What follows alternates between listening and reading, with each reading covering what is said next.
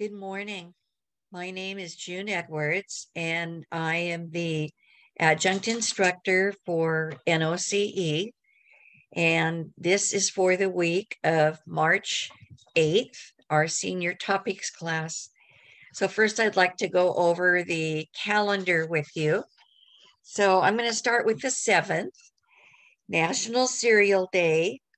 Scientist Luther Burbank was born in 1849, and the telephone patent was granted to Alexander Graham Bell in 1876. Now, on the 8th was Commonwealth Day, and I think that's for all of the British Empire countries that remain: Australia, New Zealand, Canada, Great Britain. And I noticed that they also have formed a joint navy together, which is quite large with all of them together. The 8th is also International Women's Day. So happy Women's Day to all of you women out there. Robert Sabuda was born in 1965. And I'm sorry, I don't know who that was. We'll have to ask somebody else that one. March 9th, the explorer Amerigo Vespucci was born in 1754, and the American continents were named after Amerigo. And also the 9th is Barbie's birthday. The Barbie doll debuted in 1959. My mother would not allow me to get a Barbie because she had a figure, and that was considered scandalous by some people. So I had to wait until I had my own little girls, and we've had Barbies ever since, including the Barbie house and the Barbie furniture, and we've had a lot of fun with that. March 10th, the abolitionist Harriet Tubman Day, in honor of her founding the Underground Railroad with so many other brave people during the 1850s and 60s. And the first paper money was issued during the Civil War in 1862. March 11th, the author Ezra Jack Keats was born in 1916. And also Jonathan London, born in 1947. And then a famous, well, let's call him a farmer, Johnny Appleseed. Johnny Appleseed Day on the 11th in honor of John Chapman, who spread apple trees all around some of the Midwestern states of the time. And a very sad date, March 11th, 2011, when earthquakes devastated the coastlines into part of Japan quite a ways. You remember that terrible time? That was 10 years ago from March 11th when that happened. March 12th, Girl Scout Day. So I think we'll be seeing Girl Scout cookies before too long. And I love those. Also, in 1945, it was the anniversary of the death of Anne Frank. March 13th is called Good Samaritan Day, where you do a good deed to help someone else. And the planet Uranus was discovered in 1781, considered one of the three giants. There's Uranus, Jupiter, and I think Saturn is the other one. Now remember, this next Sunday, March 14th, our daylight savings time begins, and you are going to lose an hour of sleep. So go to bed a little early. It's also a day that they report more traffic accidents and more heart attacks because of the loss of sleep. So be kind to yourself and take a little extra time to sleep. And if you don't feel like breakfast at the usual time, even though it's an hour earlier, hold off on it and let your body gradually acclimate. It is the anniversary of the National Wildlife Refuge System. And it is the day that the scientist Albert Einstein was born in 1879. And Casey Jones, remember the famous poem, Casey Jones at the bat? He's a ball player. He was born in 1863. So those are the dates and those are the events. And I want to take this time. I've been reading the newspaper a lot. I've been enjoying it. I ordered a new weekly called the Epic Times, which has a lot of articles with food for thought. And one of the ones that I wanted to share with you today is called Strategies for Cultivating Hope This Year. You know, 2020 was a tough year. It's been almost a year since we shut down because of the ravages of the COVID-19 pandemic. And now here we are, and we're coming up to the anniversary of when California went into lockdown. It's in just a few days. And we are looking for hope. And many of us have gotten our second vaccine. And yet the news is not always good for us. You know, with the raging pandemic, political turbulence, and uncertainty, the economic uncertainty, many of us have just felt overwhelmed by all of it. And so people have been facing bleak prospects. But during this dark time, there is also the bright side of humanity to look at, as we find that many people have been engaged in acts of compassion instead of acts of violence or self-greed. So there's a research scientist by the name of Jacqueline Mattis, and she compiled a list of different research that's been done about health and optimism. It's not all just pie in the sky or Pollyanna rose-colored glasses thinking. First of all, we want to look at hope versus optimism. As many people confuse those two.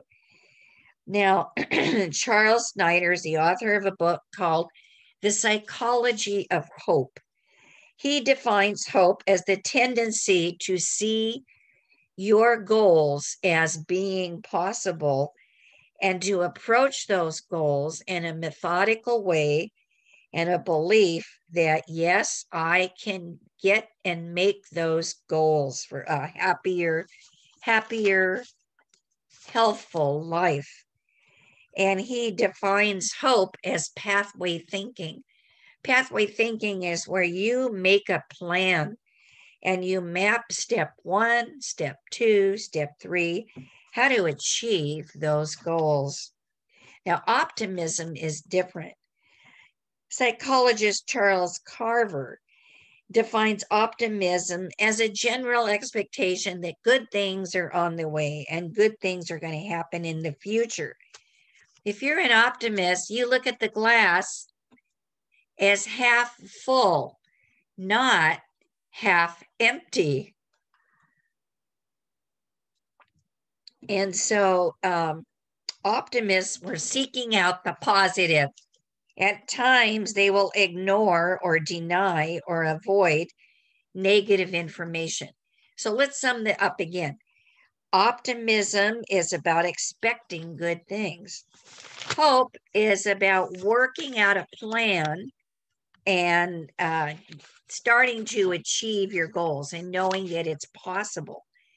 So let's look at hope a little bit more closely. Hope has 5 key strategies to cultivating hope. And for the sake of your own mental well-being and emotional well-being, maybe even your spiritual and physical well-being, we need to think about hope as a key word for 2021. First of all, number 1, you have to do something. You have to start out with goals. And so that's what we want to look at. Hopeful people will set up goals. How to become healthier, how to have a more positive outlook on life, how to focus on the good things in life, maybe how to straighten out a financial situation, how to help people in your family so that they can be happier people and more hopeful people. And people that are hopeful can adapt. When trouble comes, they find a way around it and they keep working towards their goal. They become more focused on doing the things that will help them achieve their goals. As the psychologist Eddie Tong has written, hopeful people tend to think that desired goals can be reached, even if personal resources are exhausted. People of hope are persistent. Do you know anybody like that? Maybe that's you. And I am trying to retrain my mind and make that me. I want to be a hopeful person and I want to help pass that on to you. And we share it with each other. The belief that one is capable of achieving your goals can be very important for hope. Number two, you have to harness the power of uncertainty. There was a study of parents of children with multiple sclerosis. Now, we don't know a whole lot about MS, but we know that the condition in childhood can be very serious. And, it would seem that those people would not have hope. And yet, researchers have found that parents have reasoned that since it's so hard to accurately diagnose multiple sclerosis in childhood, and the prognosis is such a varied one, that there's a chance their children are misdiagnosed. Maybe they'll recover. Maybe they will live normal lives. A future that is uncertain, and our futures are certainly uncertain, holds lots of possibilities. And we can focus and make it our goal to make them good possibilities. It is a reason to hope. Number three, you have to manage where you place your attention. Hopeful and optimistic people show similarities and differences. Psychologist Lucas Kilberer and his colleagues did research that found through using eye tracking technology, optimistic people tend to seek out positive images, such as that of happy people, and they avoid images of people who seem depressed. Hopeful people don't necessarily seek out emotionally positive information, but people high on hope spend less time paying attention to negative information. And we have a lot of options for what we read, what we listen to, what we watch on television or the internet. We need to learn to avoid an excessive amount of negative images and messages. Number four, we need to seek community. We don't need to go it alone. And you are certainly fortunate that you live in a community of people, because hope is harder if you're isolated from one another. For people working to bring social change, research has shown that relationships and community provide the reason for hope, and it guides your conviction to keep on fighting for what you're trying to reach or get.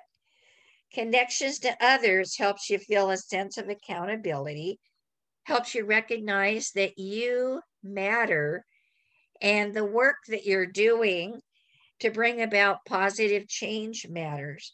And you can feel like you're part of something bigger than yourselves. Relationships are important, but health research shows it's the type of relationship that's important too. Don't stay around negative people. Focus on people who are uplifting and will bring your spirits up. And that means avoid negative TV too. The news is getting really bad, turn it off. Turn to something more positive. Take a newspaper that, although it shows you the negative things that are happening, that it also provides uplifting articles for reading too. So cultivating and sustaining hope. The fifth one is you have to have trust. Hopeful people stake their trust in data, particularly in history.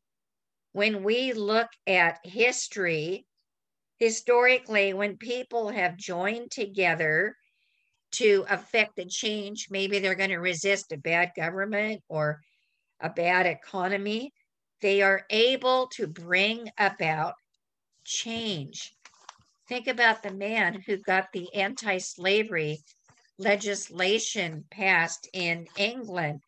It took him 40 years of fighting, but he finally was able to reach that goal in England. Wilberforce, that was his name, Wilberforce. So also, when you have a small victory towards reaching your goal or hope, celebrate it, no matter how small a step. Take some time and celebrate it. Excuse me. So now I want to look at a couple stories that will help you celebrate what's been happening that's positive in our country. You don't always hear this on the news. There is a landlord in Florida that has started a very positive movement. It's not just one landlord, it's a corporation. There was a lady by the name of Holly Butler. She's 48 years old, and this woman is the director of property management for a nonprofit rental agency, I guess you'd call them. It's called Contemporary Housing Alternatives of Florida, or CHAF, CHAF. And they provide affordable housing for low-income families across Pinellas County in Florida. And they are growing concerned because so many of their tenants were losing their jobs at the start of the pandemic and could no longer afford to pay their rent. And this happened, since March of 2020. So she came up with a rent forgiveness idea. I thought it might be a little kooky, but I pitched it to the board and they loved it. They loved it. So, in spite of my doubts, we decided to give it a go. And they called it the Back on Track program. They offered a deal to any of their tenants who had lost work or hours due to the pandemic. Rent for a 2-bedroom apartment at Chaff's site averages $700 a month. And that doesn't sound like so much to us who live in a more expensive economy in California, but they had suffered a rent revenue loss of approximately $300,000 by the end of 2020. Rather than giving way to despair, they tried this. Joseph Letelier said they might have never seen that money anyway, but the Back on Track program gives tenants pride and a feeling that they're doing something. So what they do is they said, okay, if you, we will give you, $100 off the amount of rent that you owe us for every 1 hour that you volunteer in a legitimate nonprofit charity. And so people have been doing that. More than 24 dozen residents have taken advantage, pledging their time to food banks, trash collection efforts, tidying up a trailer park, clearing up trash along the shorelines with Tampa Bay Watch. In one event, they removed more than 400 pounds of garbage from a nearby neighborhood. Hope Villages of America partnered with CHAF to support it. They welcome volunteers, tenants who were not doing so well economically, to help sort, pack, and label food for distribution to a food pantry. 20 tenants pledged 150 hours of their time combined. They were so excited, the Hope Village's CEO, Kirk Ray Smith, said. They were glad they were no longer staying somewhere for free. They wanted to pay their way. So even though they had housing insecurity and they weren't sure about making the next month's rent or mortgage payment, the tenants have now been supported by CHAP.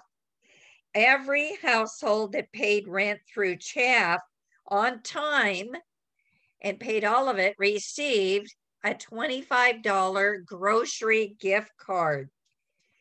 And the nonprofit has also been helping tenants access payment plans for staggered rent payments.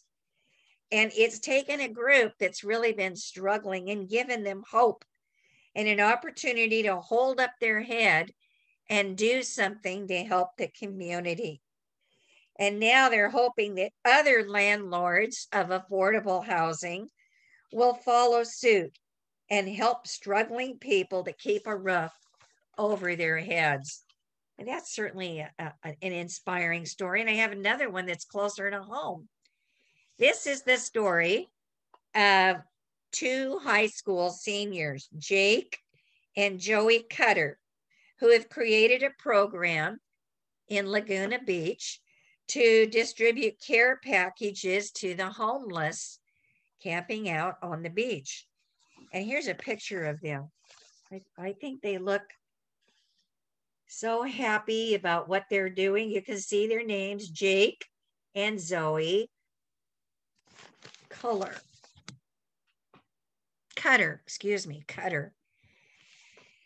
Last year, when high school students Zoe and Jake asked their mother, what did she want for Christmas? She said, I want you to start a project to help others make it through the holidays. I told them that would be the biggest Christmas present I could get, she told the Epic Times. Well, that sparked an instant memory in the girl, Zoe's mind. She remembered an image that had troubled her for about 2 years and inspired the project she launched with her brother. About 2 years ago, she was coming out of the Laguna Beach Library and she passed a woman who frequently stayed on a bench outside the library. She was eating in the cold winter wind a raw hot dog out of a package. I felt so sad to see that, especially in the winter months, Zoe remembered. The moment stuck with me as I went home. I was able to enjoy a hot homemade meal. Well, this woman was out in the chilly weather eating cold raw food. So Zoe and her brother, for a while they were passing out $5 here, $20 there to the homeless in Laguna Beach. But now what they did is they decided to start a project. And they only had 2.5 weeks before Christmas. But they started raising money from their friends and their family.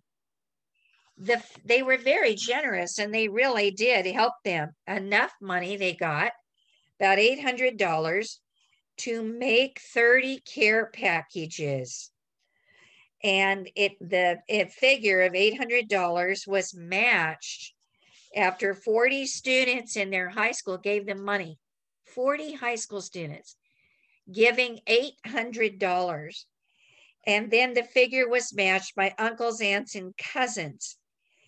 And 2 days before Christmas, the Cutters and two of their friends handed out care packages to the homeless, including blankets that could double as pillows or jackets, masks, ponchos, hygiene kits, antibacterial wipes, tissues, water bottles, and snacks.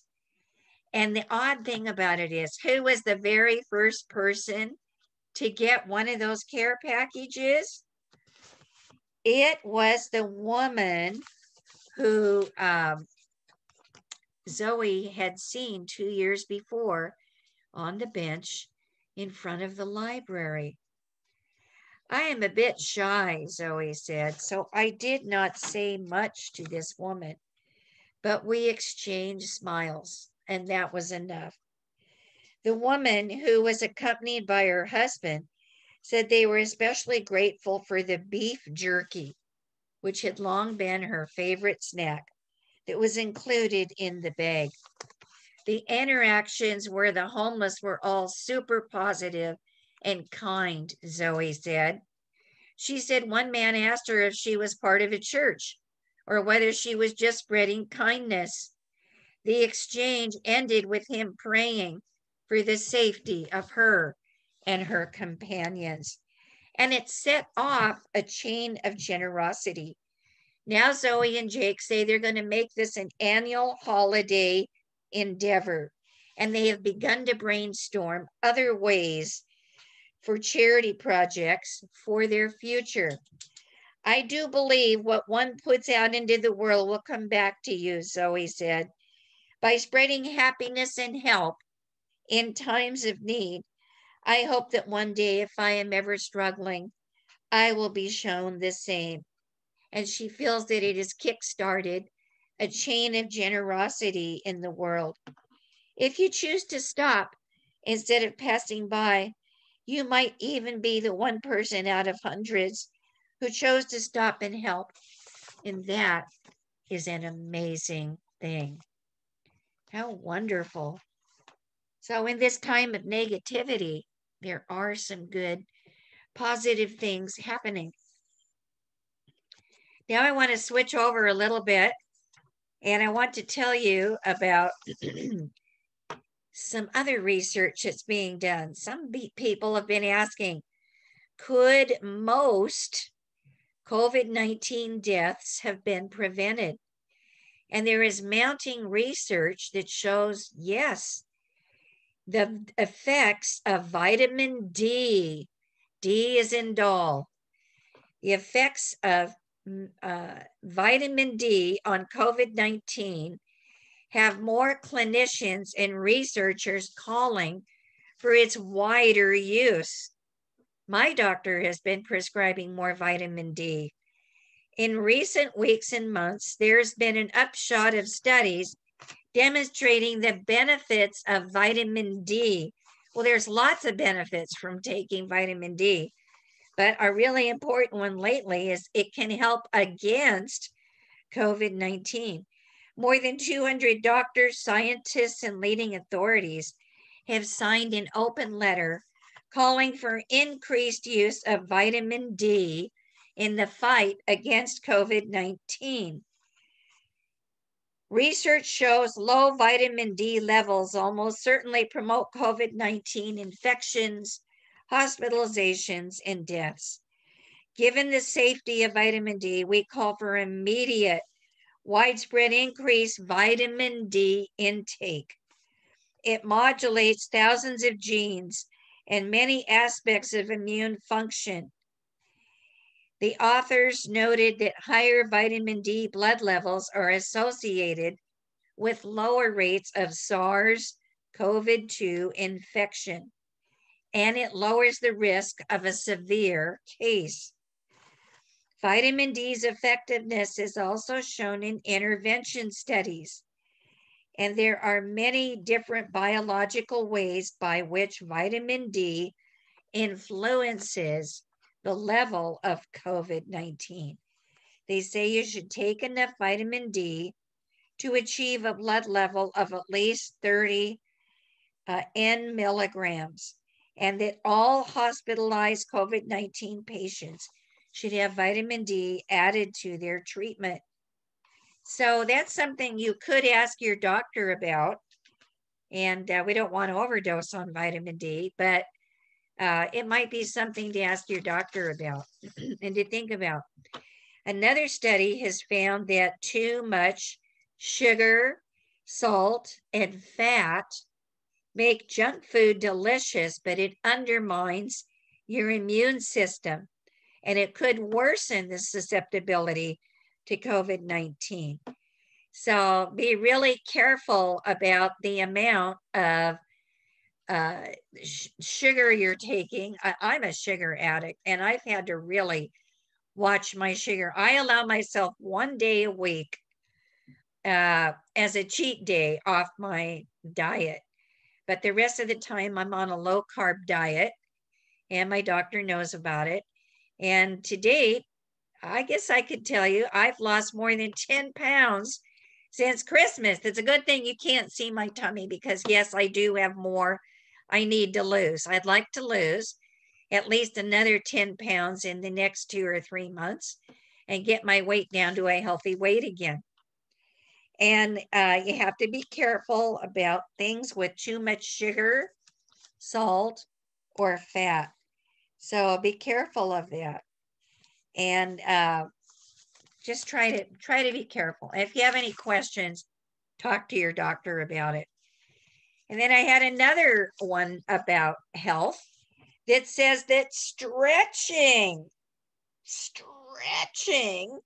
is more beneficial than walking to lower high blood pressure. Now, I don't have high blood pressure, but I know a lot of people who do. Walking is still essential to reduce the fat around your waist, but stretching has a direct impact on blood vessels. A new study from the University of Saskatchewan, Canada, has found that stretching is superior to brisk walking for reducing blood pressure. Also, according to new figures from the U.S. Center for Disease Control and Prevention, nearly half of all American adults have high blood pressure. It's a leading risk for heart disease, and it's among the top preventable risk factors to avoiding death. Walking has long been suggested as a way to help reduce blood pressure. But another thing to do, in addition to walking, to get your numbers down if you have this issue, is to stretch. And it's not just about stretching your muscles. It's when you stretch your muscles, you're also stretching all the blood vessels that feed into the muscle, including all of the arteries. If you reduce the stiffness in your arteries, there's less resistance to blood flow. It also can help with arthritis. How about that? So they did a study of people over the age of 60, and they divided them into 2 groups. And over an 8-week study period, one group did a whole body stretching routine for 30 minutes a day, 5 days a week. The second group walked briskly for the same amount of time, for 30 minutes, and they did it 5 days a week. All of them had elevated blood pressure or stage 1 hypertension at the start of the study. At the end, the doctors concluded that stretching resulted in bigger reductions in blood pressure. And they did show also, though, that the walkers did lose more body fat off their waist over the 8 weeks. So I'm thinking, you know what? I want to do it all. So I am going to try to walk. I walk about 3 to 4 times a week with my dogs, 30 to 35 minutes. And I've lost weight doing that. But now I think I might try some of this stretching too. It does help you limber up. So if you're in an exercise class, then hooray for you. You are doing the right thing, and more power to you. Well, that's about it for me today. I hope you have a healthy, happy, and hopeful rest of your week. And I will see you next time. So until then, goodbye, everybody. Stay safe.